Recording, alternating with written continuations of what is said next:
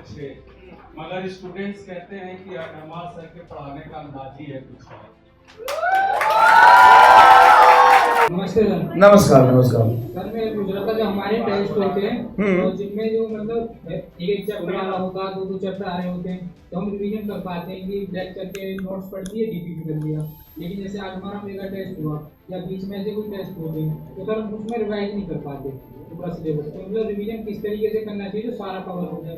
तो तुमने तो कभी प्रिपरेशन नीट का किया ही नहीं ना, तो एक दो चैप्टर का प्रिपरेशन कर रहा है। नीट में एक दो चैप्टर तो आएगा नहीं, तो गोल तो तुम्हारा वहां है ना। तुम हमेशा टेस्ट सोचते हो कि ये संडे को जो टेस्ट है उसमें 4 चैप्टर आ रहे हैं, उस हिसाब से पढ़ रहे हो। ऐसे नहीं पढ़ना। तुम तो ऐसे तैयारी करो कि 10 दिन बाद ही तुम्हारा पेपर है। हर समय हर मोमेंट के लिए तैयार रहना चाहिए। मुझे लग रहा है तुम ड्रॉप कर रहे होगे, तो ड्रॉप करने वाले बच्चे तो ऐसे पूरा 12th पढ़ चुके हैं, 11th पढ़ चुके हैं, है ना। देखो कभी भी किसी का प्रिपरेशन 100% हो ही नहीं सकता। नीट के दिन भी तुम्हें लगेगा कि 2-4% और रह रहा है। 100% के बारे में मत सोचो, अपने वेस्ट के बारे में सोचो हमेशा। तू ऐसे पढ़ना 10 दिन बाद तेरा पूरा पेपर है। उस तरीके से पीछे जो चैप्टर छूट गए रह गए ना, जो तुमने कंप्लीट कर लिया है, उसका रेगुलर बेसिस पर रिवीजन करो। टेस्ट का इंतजार क्यों कर रहे हो? किसने बोला कि टेस्ट आएगा? अगर कंप्लीट 11th का टेस्ट आया है तो उस समय तुम्हें 1 हफ्ते से तैयारी करनी है। तुम तो अपनी पढ़ाई इस तरीके से बनाओ ना, सिंक्रोनाइज करो कि जैसे 12th चल रहा है तो 11th के हर चैप्टर रेगुलर बेसिस पर रिवाइज करते ही रहो। वो नहीं किया ना तुमने। ऐसा कोई तो मतलब रॉकेट साइंस नहीं है ना कि मैं तुम्हें बता दूं इस हफ्ते तुम्हारा संडे को टेस्ट है तो इस 1 हफ्ते में पूरा 11th कैसे रिवाइज करें। वो नहीं हो सकता। आप अगर इस तरह से सोच रहे हैं कि मान लीजिए 10 चैप्टर का टेस्ट है जैसे सर ने बताया और 10 चैप्टर नहीं रिवाइज हो पाते हैं, मेरे ख्याल से प्रॉब्लम ये है आपका कि आप कहते हैं 1-2 चैप्टर का टेस्ट होता है तो उसको तो हम रिवाइज कर ले जाते हैं वीक में, ठीक है। 10 चैप्टर का टेस्ट होता है तो आप 10 को रिवाइज नहीं कर पाते हैं। I think that is your main question, है ना। तो यार एक्चुअली सबसे पहले तो ना जब भी रिवीजन हम किसी भी चैप्टर की करते हैं ना, एक चैप्टर आपने एक बार रिवाइज किया तो उसके बाद आपको ये बातें जरूर पता होनी चाहिए। It's a very important point, please look into it, ठीक है। आपको ये बातें जरूर पता होनी चाहिए उस चैप्टर को रिवाइज करने के बाद कि यार मुझे सेकंड टाइम जब रिवाइज करना है मुझे इसमें से क्या रिवाइज करना है। Are you getting what I am trying to say? कि एक बार आपने एक बार पूरा चैप्टर एक बार रिवाइज कर लिया, जब सेकंड टाइम मैं उसे रिवाइज करूंगा तब मैं पहले पेज से या पहले शब्द से थोड़ा शुरू हो जाऊंगा। यार मुझे कुछ तो पता ही होगा ना उसमें से, तो आपको वो सेकंड टाइम रिवाइज करना है। सर ने अगर एक क्लास में मान लीजिए 25 क्वेश्चंस कराए हैं, ठीक है, उनमें से 20 क्वेश्चंस ऐसे हैं जिसमें आपको लगता है यार मेरा बड़ा कॉन्फिडेंस है यार इसमें ना, ये मतलब कि अगर मैं सीधा फॉर्मूला बेस्ड है मान लेते हैं या इजी है कुछ भी है, ठीक है, कि मेरा इसमें कॉन्फिडेंस है यार, बट वो 5 क्वेश्चन ऐसे हैं, ठीक है, अगर इनमें से अगर कोई इधर उधर हो गया, कोई एक स्टेप भी इधर उधर हो गया तो शायद मैं ना कर पाऊं। तो वो 5 क्वेश्चन तो मेरे को डेफिनेटली रिवाइज करना ही है, खुद करके देखना ही है। मैं 25 के 25 थोड़ा कर पाऊंगा यार सेकंड टाइम रिवीजन में ना। और 5 क्वेश्चन जब आप वो भी रिवाइज कर लिया, ठीक है, उसमें भी पता चल जाता है अच्छा इसके बाद यही करना होता है या ये मेरी गलती हो गई थी, फर्स्ट बार मैं नहीं कर पाया था। अब वो 5 के बाद भी 3 रह जाएंगे तो वो डेफिनेटली यार थर्ड टाइम भी रिवाइज कर रही है, ठीक है। तो हर बार जो आपका रिवीजन होना चाहिए ना वो ऑब्वियसली चैप्टर को कंसाइज करते हुए होना चाहिए, है ना। पहले इतना किया, अब इसमें से काफी सारी चीजें मेरे हाथ में है तो मैं 50% उसमें से देख रहा हूं या उसमें से 30% देख रहा हूं। तभी तो एक ऐसा टाइम आएगा आपके नीट के एग्जाम से 1 हफ्ता पहले आप कहोगे अरे भाई आज फिजिक्स रिवाइज करनी है, पूरे एक दिन में फिजिक्स रिवाइज कर डालूंगा, है ना। और जैसे 4 चैप्टर की जो अगर हम थ्योरी की बात करें तो 2-2 पेज में थ्योरी समराइज हो जाता है, तो शॉर्ट नोट्स तो आपके पास होने ही चाहिए ना। जैसे लॉज ऑफ मोशन मुझे रिवाइज करना है तो लॉज ऑफ मोशन के हर सवाल तो रिवाइज प्रैक्टिकली कर भी नहीं सकते ना, बट उसके सारे थ्योरेटिकल पॉइंट जो क्रक्स होते हैं वो तो हम रिवाइज कर लेना, वो बना के रखो और तैयार रहो यार। पेपर नीट का देना है तुम्हें, सारे चैप्टर आएंगे उसमें, तो रेगुलर बेसिस पे अपने रिवीजन को पहले से ही तैयार करके रखो ना। गुड आफ्टरनून सर, मैं I say levels from Arjuna जी।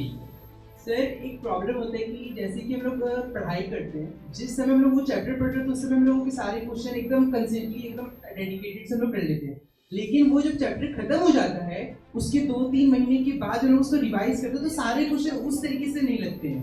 तो फिर सर फिर ऐसा लगता है कि फिर से स्टार्टिंग से पढ़ने का मतलब फिर अजीब सा लगने लग जाता है। ऐसा लगता है कुछ पढ़ा ही नहीं है। हाँ सर, आई थिंक बहुत कॉमन सा क्वेश्चन है और कहीं ना कहीं हम सब लोग इस प्रॉब्लम से ग्रस्त हैं, है ना, ठीक है। कुछ ऐसा है नहीं कि कोई के जब टीचर वो चैप्टर पढ़ा रहा होता है तो आपको लगता है ये भी समझ आ रहा है, ये भी समझ आ रहा है, ये भी समझ आ रहा है, ये भी समझ आ रहा है। आप लोग सभी टीचर्स की क्लास में कई बच्चे ये भी स्पैम करते हैं, सर मुझे कोई डाउट नहीं हो रहा, है ना। कहीं ऐसा तो नहीं है कि मैं ही कुछ गलत कर रहा हूं। जैसे कई बच्चे डाउट पूछते हैं ना और कई बच्चे ऐसे भी लिखते हैं सर मुझे कोई डाउट नहीं हो रहा, मुझे सब समझ आ रहा है, ठीक है, तो क्या कहीं मैं ही गलत तो नहीं हूं, इन बच्चों को डाउट हो रहा है शायद यही सही हो, ठीक है। तो that is a very common thing, मतलब कि वो आई वुड से कि वो टू बी फ्रैंक वो टीचर का मैजिक है ना, कि वो टीचर इस तरह से हर एक चीज आपको परोस रहा है, चाहे वो कड़वी भी है तो उसके साथ कोई ना कोई उसने शुगर रखी हुई है, साथ में कोई डेजर्ट रखा हुआ है, आपको पता नहीं चल पा रहा है ना। तो वो टीचर का एक्सपीरियंस है कि वो किस तरह से किसी डिफिकल्ट चैप्टर को भी आपको बड़े आराम से करके ले जाता है। आप जिस दिन चैप्टर एंड होता है आपका कॉन्फिडेंस ठीक ठाक होता है, आई वुडंट से कि स्काई रॉकेट होता है वो, ठीक है, बट आई वुड से कि ठीक ठाक होता है, ठीक है। अभी हम एक टीचर के बारे में बात कर रहे थे, संजय झा सर, ठीक है, हाँ, मेरे से काफ़ी बड़े हैं, सीनियर है, फिजिक्स के सर हैं वो, ठीक है, किसी और इंस्टीट्यूट में है राइट नाउ, ठीक है। तो उन्होंने एक बात बोली थी बड़ी अच्छी, एज ए टीचर मुझे सिखाया था, तो मैं एज ए टीचर आपको सिखाना चाहता हूँ, ठीक है। उन्होंने बोला था कि अगर आपकी नॉलेज किसी भी चैप्टर में, किसी भी टॉपिक में जितनी भी है, what ever that is, what ever it, उसका लेवल चाहे 40% है या उसका लेवल 90% है, वट एवर इट इज, ठीक है, उसको मेंटेन करने के लिए भी आपको मेहनत करनी पड़ेगी। Are you getting what I am trying to say? कि आज आपको लेवल लग रहा है कि यार मेरा ये लेवल ना, मुझे ये बॉटनी का चैप्टर है, फिजिक्स का चैप्टर है, केमिस्ट्री का चैप्टर है, मैथ्स का चैप्टर है, बहुत अच्छा हो गया मेरा, ये ऐसा नहीं रहेगा हमेशा। आप उसे 2 महीने छोड़िए, आप दोबारा you will be starting from the bottom again, ठीक है। तो जो भी आपकी किसी भी सब्जेक्ट में नॉलेज है उसको भी इंप्रूवमेंट की तो अभी बात ही नहीं कर रहा हूं मैं, I am not talking about improvement, I am talking about कि सिर्फ उतना ही रखना है। अगर आपको उसके लिए भी मेहनत करनी पड़ेगी। आपको करना क्या चाहिए, वो चैप्टर फिनिश होने के बाद, ठीक है, आपको एक दिन ऐसा रखना ही चाहिए, ठीक है, खासकर टफ चैप्टर्स के लिए तो डेफिनेटली रखना चाहिए कि आपका चैप्टर खत्म होने के बाद जो उस चैप्टर का पहला रिवीजन हो, ठीक है, वो आपके with in 10 days after finishing the chapter वो होना ही चाहिए, ठीक है। सेकंड रिवीजन जो है आपका वो obviously with in a month होना ही चाहिए। थर्ड रिवीजन जो है वो डेफिनेटली आपका उस चैप्टर का वो विद इन 2 और 3 मंथ्स होना ही चाहिए। और ऐसा भी है, हम सबके लिए एप्लीकेबल है, whether it's you, whether it's me और वेदर इट्स एनीवन एल्स। आप जितनी बार किसी भी चैप्टर को रिवाइज करते हैं आपका कॉन्फिडेंस उतना ज्यादा बढ़ता है। तो दैट रिक्वायर्स मल्टीपल रिवीजन्स, ठीक है। हाँ, एफर्ट उसके लिए कैसे लगाना है वो हमने लास्ट क्वेश्चन में भी डिस्कस किया कि आपको जरूरी नहीं है कि पहले बार से ही वो चैप्टर पहली सारा कंप्लीट रिवीजन ना हो, बट कम से कम important concept, important question, sir ने कोई जेई मेन का क्वेश्चन करवाया था, नीट का क्वेश्चन करवाया था, एडवांस का कराया था, और उसमें बताता यार ये चीज फंस जाएगी, तो वो बात हमें जरूर पता होनी चाहिए। टीचर ने जो बोर्ड पे लिखवाया है ना, वो तो बड़ा इंपॉर्टेंट है ही, जो टीचर बोल रहा है ना क्लास में, बोल रहा है सिर्फ क्लास में, वो भी बड़ा इंपॉर्टेंट है। कभी कभी वो ऐसी चीजें बोल जाते हैं क्लास में जो बड़ी इंपॉर्टेंट होती है, बट बोर्ड से कभी कभी लिख नहीं पाते हैं। वो आपको ख्याल रखनी चाहिए कि यार सर ने ये बात बोली थी कि इस कॉन्सेप्ट में से क्वेश्चन आएगा ही आएगा, तो डेफिनेटली वो आएगा ही आएगा, वो आपकी रिवीजन में जरूर इंक्लूड होना चाहिए। सो मेक श्योर जिस भी चैप्टर में जितना भी कॉन्फिडेंस है, जितना भी अच्छे हो आप, उसको मेंटेन करने के लिए भी आपको मेहनत करनी पड़ेगी। और ये चीज टीचर के लिए तो नहीं ट्रू है। हाँ, तो आपको लगता है ना कि 2 महीने बाद ये चीज हमने उठाया, हमको समझ नहीं आ रहा, अगर हम किसी चैप्टर को 6 महीने ना पढ़ाएं और उसके बाद हम पढ़ाना शुरू करते हैं ना, तो हमें खुद रिवीजन करके आना पड़ता है। और दूसरी बात ये है कि जैसे आपको जब क्लास में लग रहा है ना कि सब कुछ समझ आ गया, सब कुछ ठीक चल रहा है, सब कुछ समझ आ रहा है, सब बढ़िया चल रहा है, क्लास खत्म होने के बाद एक ब्लैंक पेज लो और याद करके लिखने की कोशिश करो कि तुमने आज क्या पढ़ा था। Good afternoon sir. सर मेरा ये डाउट है कि फिजिक्स में अगर हम क्वेश्चन कर रहे हैं और कंटिन्यूअसली अगर अराउंड 10 क्वेश्चन गलत हो जाते हैं तो फिर थोड़ा डिमोटिवेशन होता है, आगे मतलब ऐसा लगता है बोरिंग हो जाता है वो सब्जेक्ट, फिर सब्जेक्ट स्विच करने का ज़्यादा, मतलब बायो पढ़ लो फिर बायो, वो तो मैं पहले ही कह रहा था वैसे। फिजिक्स में तो लगता है कि नहीं हो पाएगा, तो मैं छोड़ देता हूँ उस पॉइंट पे। वही सर जो कह रहे थे, जिस सब्जेक्ट को जितना ज्यादा समय दोगे वो उतना अपना होता जाएगा। 10 सवाल गलत हुए हैं तो उसको एक्सेप्ट करो ना कि नहीं आता तुम्हें। अब नहीं आता है, इसके बाद क्या? अब हम सीखे कि छोड़ दें? सीखेंगे तभी तो नीट क्वालिफाई होगा ना। रिजल्ट के बारे में सोचो, अब कैसे सीखेंगे? तो जो गलती हुई है, मिस्टेक हुई है, वो लेक्चर देखो, वो टॉपिक देखो, लड़ो, संघर्ष करो, यही समस्या का समाधान है। समझ में आएगी नहीं है, मतलब डिमोटिवेट होने से नहीं होगा ना चीजें। सर ने कहा संघर्ष करना पड़ेगा, संघर्ष हर किसी के जीवन में है। तो तुम्हें लग रहा है कि यार मेरी लाइफ में प्रॉब्लम है, बेटा सबकी लाइफ में प्रॉब्लम है, यहाँ हम सब खड़े हैं, हमारी लाइफ में भी प्रॉब्लम है, बट अभी आपकी प्रॉब्लम क्या है? पेपर क्लियर करना है, ठीक है, तो उस पर फोकस करो। संघर्ष बेटा भगवान ने भी किया था, बच्चे होंगे, ठीक है। सर मैं फिजिक्स को लेके क्या करूँ सर? मैं 10 दिन बाद ही पेपर है, 10-12 दिन बाद ही मैं अगले अटेम्प्ट की तैयारी। नेक्स्ट अटेम्प्ट की तैयारी करो और अच्छे से पढ़ो। समझो कि किस तरीके का पेपर है, उसके ऊपर लग जाओ। अब अभी के लिए तो यार 10 दिन में एक शॉर्ट रेमेडी ही दी जा सकती है ना। PYQ करो। हाँ बस बस सब्जेक्ट वाइज 1 साल के PYQ पिछले अगर देना चाहते हो सीरियसली अगर तुम सीरियसली देना चाहते हो ये वाला अटेम्प्ट तो PYQ करो, क्योंकि PYQ का मैंने पैटर्न देखा है ना। PYQ में क्या है कि कुछ भी छोड़ा ही नहीं है। जेईई मेन के अटेम्प्ट और वो शिफ्ट इतने हो गए ना, तो मतलब उसके 1 साल के तुम PYQ कर लोगे ना, तुम्हें जेईई में कम से कम 70-80% सवाल मैच कर जाएगा। तुम वो क्रांतिकारी बच्चे हो जो इस पाठशाला के सबसे लास्ट बच्चे हो गए। क्योंकि ये पाठशाला नहीं है, विद्यापीठ में कन्वर्ट हो गया। डिफरेंस समझते हैं आप लोग?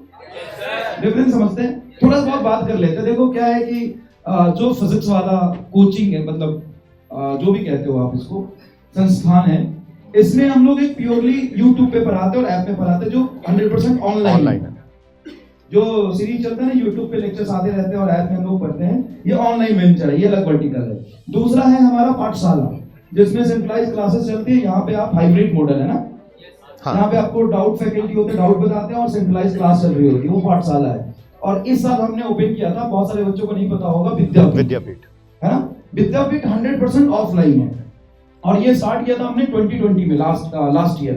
सबसे पहला सेंटर था हमारा कोटा में। आपने देखा होगा तो क्या नहीं, 6 बिल्डिंग है ना, 6 बिल्डिंग है कोटा में। और वहां पे इस साल 35,000 के आसपास बच्चे पढ़े हैं हमसे। मतलब ये पूरा अब तक का किसी भी ऑफलाइन कोचिंग के लिए कि पहली बार वो ऑफलाइन गया हो और इतने ज्यादा बच्चे ऑफलाइन में पढ़े हो, ऐसा पहली बार हुआ है फर्स्ट ईयर में। और इसी वजह से हमें लगा कि बच्चों का डिमांड ज्यादा है और देश के हर कोने यूट्यूब पे कमेंट करते हैं। PW वही करता है जो बच्चे डिमांड करते हैं। तो खूब सारे कमेंट आए और जहाँ पे ज्यादा बच्चा डिमांड कर रहा था, जैसे पटना, लखनऊ, दिल्ली और कोलकाता, ऐसे जगह पे हमने विद्यापीठ खोले थे लास्ट ईयर। और वो मतलब 100% जितना भी कैपेसिटी होता है उस पे बच्चे पढ़ रहे हैं। मतलब अब काफी बच्चे का एडमिशन नहीं हो पाया, सीट फुल हो गया था हर जगह पे, चाहे वो दिल्ली हो, पाठशाला, लखनऊ हो, कानपुर हो, कोलकाता हो, कोटा हो। मतलब बहुत सारे बच्चे ऐसे थे जिनका एडमिशन नहीं हो पाया सीट फुल होने की वजह से। तो इस बार कुछ जो पाठशाला थे उसको हमने विद्यापीठ में कन्वर्ट किया है। उसमें से शायद ये नोएडा पाठशाला भी ना सर, नोएडा पाठशाला। अब ये यहाँ पे जो क्लासेस चलेंगी वो कंप्लीट ऑफलाइन होगा। हाय एवरीवन, तो सबसे पहले जैसे सर ने कहा, पहले ना आप खुद से बात पूछो कि क्या आप अपनी करंट सिचुएशन के साथ, अपनी करंट प्रिपरेशन के साथ सैटिस्फाइड हो। हाँ बताओ, किसको लगता है कि जितनी मेहनत मुझे करनी चाहिए मैं उतनी कर रहा हूँ या कर रही हूँ? कितने बच्चों को लगता है? बाकी क्या कर रहे हो, सो रहे हो? हाँ तो भाई क्या प्रॉब्लम, तो देखो सबको अपना पता होता है कि मेरे साथ क्या प्रॉब्लम है। तो तुम सबको कहीं ना कहीं वो प्रॉब्लम फील हो रही होगी कि यार मेरी ये चीज और बेटर हो जाए, मैं इस चीज में थोड़ा और स्टेप अप हो जाऊं तो मैं और बेटर कर सकता हूँ, राइट। तो कहीं ना कहीं तुम लोगों को वो प्रॉब्लम फील हो रही होगी। वो प्रॉब्लम अगर तुम हमें बताओगे तो कहीं ना कहीं हम आपकी और बेटर तरीके से हेल्प कर सकते हैं, राइट। सर ने भी मेंशन किया PW के ऑलरेडी इतने सारे वर्टिकल्स चल रहे हैं, हम ऑनलाइन में हैं, हम ऑफलाइन में हैं, हम हाइब्रिड क्लासेस में हैं। बट सर मुझे लगता है जो PW विद्यापीठ का जो कॉन्सेप्ट आया ये और बाकी सारे ऑफलाइन सेंटर से बहुत अलग है। क्योंकि आप किसी भी ऑफलाइन कोचिंग सेंटर में जाते हो तो आपको उसका रिकॉर्डेड लेक्चर वीडियो नहीं मिलता, राइट। आपको पता है ना ये बात, विद्यापीठ सेंटर्स में जो भी आपकी क्लास होगी, इफ बाय चांस आपकी कोई क्लास कैंसिल, आप नहीं जा पाए, राइट, आप नहीं जा पाए, अटेंड नहीं कर पाए, तो बेटा उस दिन का लेक्चर वीडियो आपको ऐप पे मिल जाएगा। बातें करने लग गए, नोट्स नहीं लिए बच्चों ने, क्या करें भाई, अब लेक्चर नोट्स का ऐप पे मिल जाएंगे। तो ये कुछ चीजें हैं जो बच्चे फेस करते हैं, ऑफलाइन सेंटर जाके भी कहीं लैग कर जाते हैं। तो बेटा ये सब चीजें आपको विद्यापीठ सेंटर पर मिलने वाली है। तू मेरा कोई ना होके भी कुछ लागे, तू मेरा कोई ना होके भी कुछ लागे कि यारे जो भी तूने कैसे किया रे, जिया को मेरे बांध ऐसे लिया रे, समझ के भी ना समझ मैं सकूं सवेरों का